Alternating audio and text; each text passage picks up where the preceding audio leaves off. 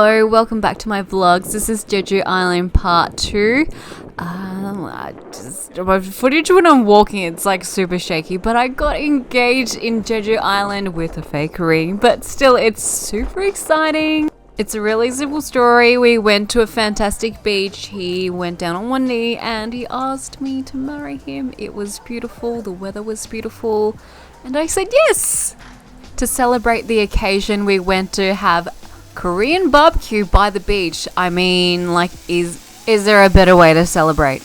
This restaurant is called Hagalbi Guksu, and it's located on the northwest side of Jeju Island, surrounded by beautiful beaches. I mean, Jeju Island as a whole has amazing beaches all around the island. So we saved this restaurant a long time ago, really in the early stages of booking our visit here. So it was super exciting to finally go there and to celebrate a special occasion as well. I mean, Korean barbecue by the beach, watching the sunset, can it get any better? It's a little bit different than any other Korean barbecue I've been to. So in Australia, or in Melbourne anyways, when you sit down you get given a menu, you choose whatever set you want. With this one, when you walk in, it's kind of like a butcher, so you choose however many pieces, and it's pre-packaged onto a plate, so you choose whatever plate, how many pieces, and how many grams or kilograms you want for your Korean barbecue, and then you walk out to your table, inside or outside, any option that suits you, and then you can start cooking it yourself. They'll bring out the banchan, which is the Korean side dishes, as well as the salad, and you can choose with to order extra like a rice or whatnot. After dinner, we went for a stroll along the coast, which is directly in front of the restaurant. And there are multiple different restaurants along this coast here, as well as cafes, so you can have drinks or sit down for a whole meal. I went during peak autumn time, and this was for dinner. It wasn't too busy, so if you're planning to come here, you don't have to necessarily book. I don't know if it's going to get insanely busy in the future, but when I went, it wasn't busy at all. We just rocked up after our day trips, and yeah, there were plenty of tables and seats available. If you're just a couple, single, or have a family, there's plenty of seats around, and there's heaps of restaurants as well. If one is really busy, you can pop over to the next one. They all have amazing views, and the Korean Jeju Island specialty black pig pork, which tasted amazing.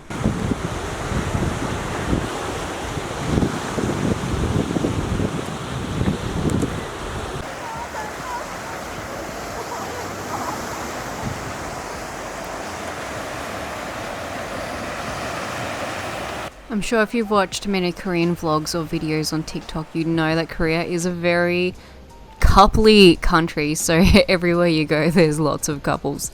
This is the next day. We went to a waterfall really close to the Seogwipo city. This is called Cheonjiyeon Waterfall, and you literally drive there. I'm pretty sure there was an entry fee, but it was not expensive at all. Then we began the road trip to visit many cafes of Jeju Island. It was incredible. We started off with this cafe / bar called The Cliff. The views were absolutely sensational. You can watch surfers practice their surfing on the edge there. And next up, we went to this beautiful cafe called One and Only. It was probably my favorite cafe. But in saying that, a lot of the cafes in Jeju Island were my favorite. So it wasn't crazy busy at all, so we got to order our drinks straight away.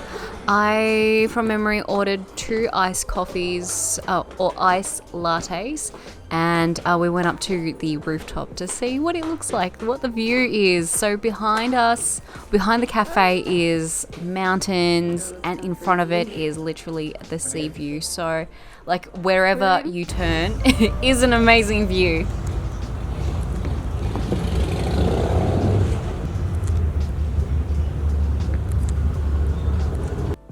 In this cafe, there's lots of outdoor areas where you can sit outside in the sun, but knowing Koreans, they do not like to sit and sunbathe in the sun. So there were heaps of free seats on the rooftop or any seats without umbrellas. Next stop is a place I'm super excited about. I absolutely love Innisfree. Ever since Yuna from SNSD got appointed to be the ambassador years and years and years ago. So to be able to visit the Innisfree cafe / green tea farm in Jeju Island, it was an absolute dream. I was so excited. I did a report on the Innisfree brand for university once, so this was very exciting. So basically the green tea farms in Jeju Island are like one of the best green tea farms because of the components of Jeju Island.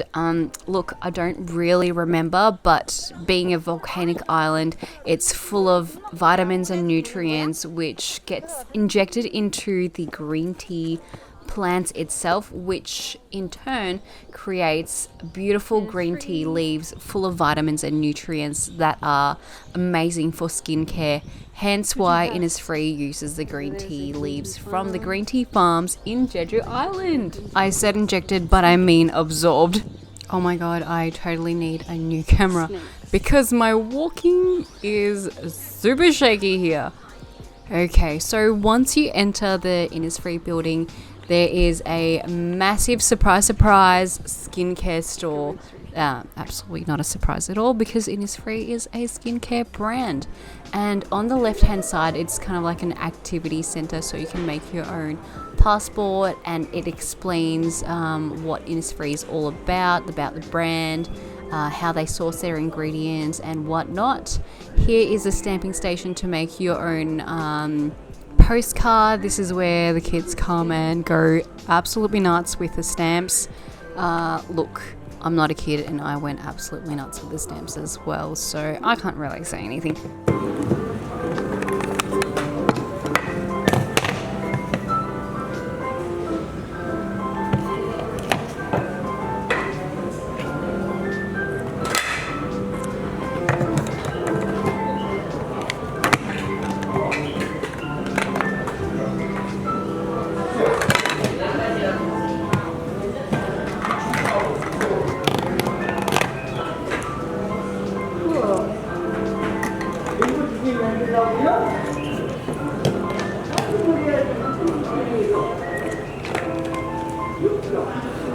Why is your stamp so bad?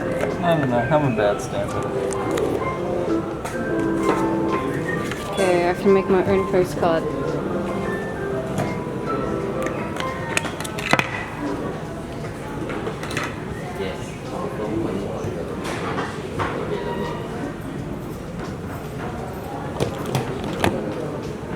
Oh. They also have really cute workshops where you can make, I'm pretty sure you make your own soap, but you have to sign up for the session, and I did not sign up for the session, so when I rocked up it was all done, or wasn't the right time really. Here's a little tour of the skincare store. Some of the products here are specific to the Jeju Island store, so you can only buy it at that store, and a lot of the things are available across different Innisfrees around the world.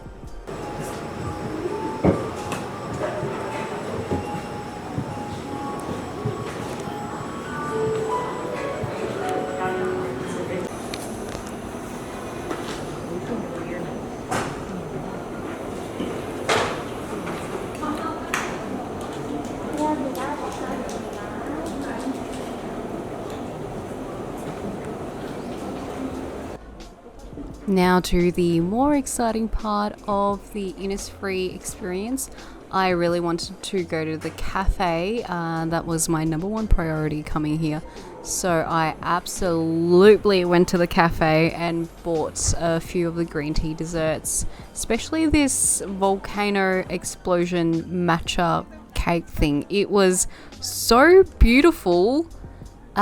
Taste wise, it was meh because the cake was a little bit hard for a sponge cake, and the custard or the cream wasn't as fresh as I thought it'll be, but it still tasted delicious nonetheless.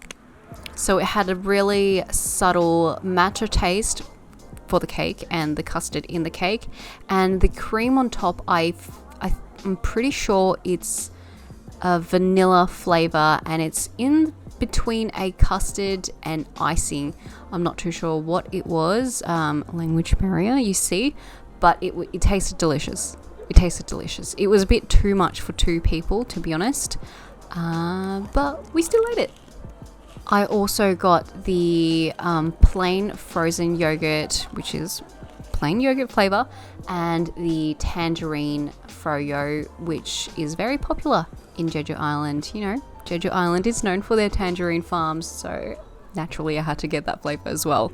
So I've been rambling on about the green tea farms, and here it is. It is absolutely stunning, and I'm not sure what the right season is, but these plants are full of green tea leaves, and it was sensational. So this area here had green tea farms, and across the road there are more green tea farms. So if you're looking for a photo area, there is plenty of space. Right next door there is a tea shop from a famous Korean tea brand called Osulloc.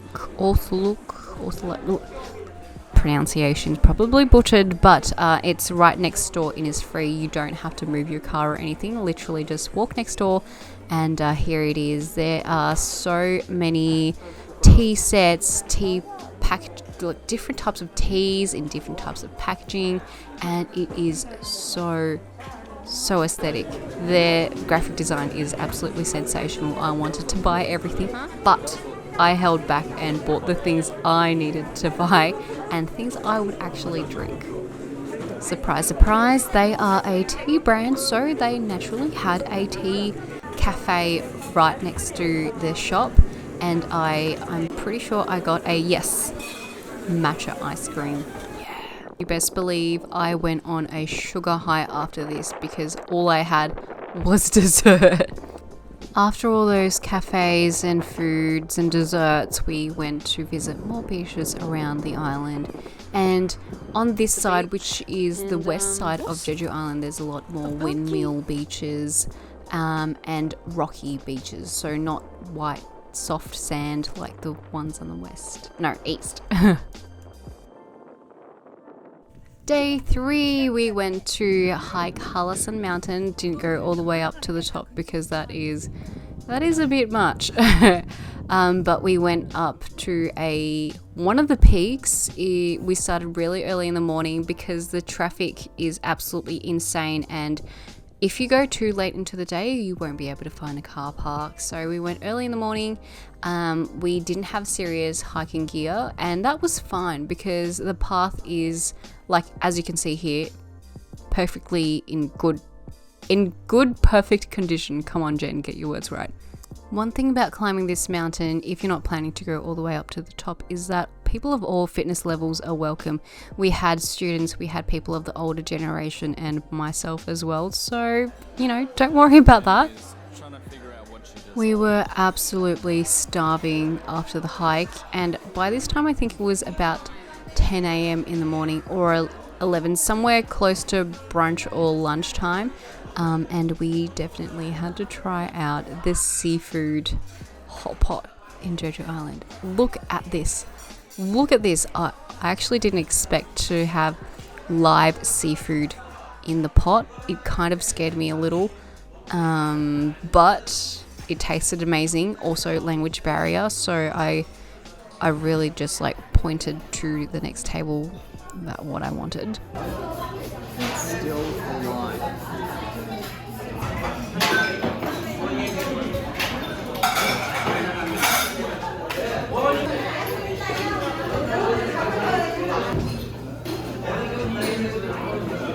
If you thought we stopped eating, you are absolutely wrong. We went to Pike's Bakery not long after, and the selection of pastries and breads is absolutely amazing here. So we bought a few breads and pastries. Not too many though, because we were full 24/7 on this trip. And we also got a iced coffee, if I remember right. everything was baked fresh, and the desserts or the sweeter pastries were not too sweet, which is a compliment in my world. One thing I love to check out when I'm going overseas are the grocery stores, because this grocery store here looks absolutely amazing.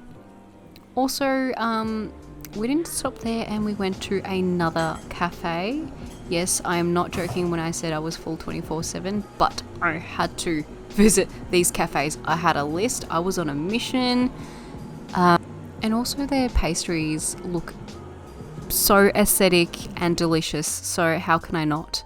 I got a scone this time round, something not too crazy. The scone was amazing. It was in between a scone and a biscuit for some reason. So the edges of the scone was super biscuity, super crispy, something I'm not used to in Melbourne. In Melbourne, the scones are really soft and squishy, kind of like a bread loaf, but over here was biscuity, and I like that because you can't get anything like that here unless you make it yourself. And then again, I got a iced latte, which I love.